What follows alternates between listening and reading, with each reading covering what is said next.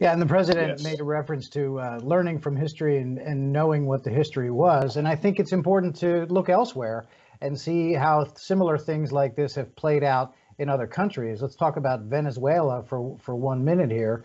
In Venezuela, a lot of this happened in the early 1990s, a great civil unrest there, and it was the statues that went first. Let's take a look.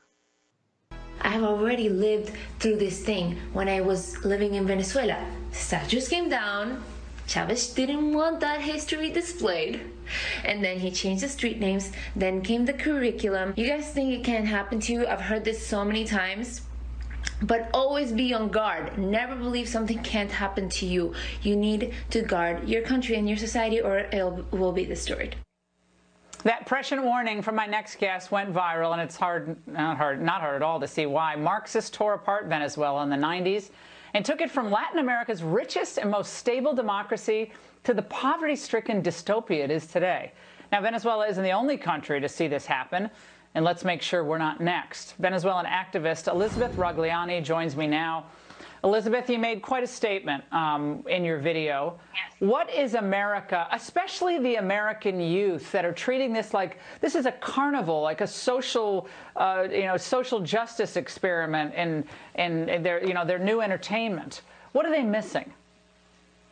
I don't think they're seeing past what's going to happen next, because they're thinking these are just symbols of oppression. But I had a lot of friends that told me, oh, it's just the Confederate statues. And I said, no, it's not going to be just the Confederate statues. Just wait and see.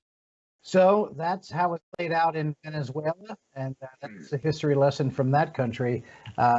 Governor Walker, what's the lesson to take away from this? Well, we need to remember that this movement is overwhelmingly driven by radicals. Black Lives Matter, the organization, is led by Marxists. Those aren't my words. Those are their words. The organizers themselves are Marxists. They're going far beyond talk about justice for George Floyd.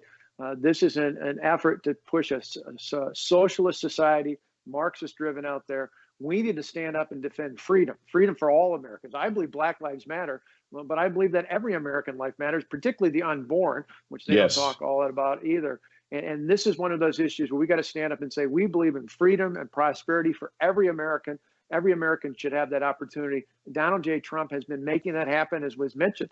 I mean, we had, before this coronavirus pandemic, we had the lowest recorded ever African-American, Hispanic-American, Asian-American, people with disabilities, veterans. There's never been a lower unemployment rate. He got us out of the recession before. He's going to move us forward with the help of you, the American people.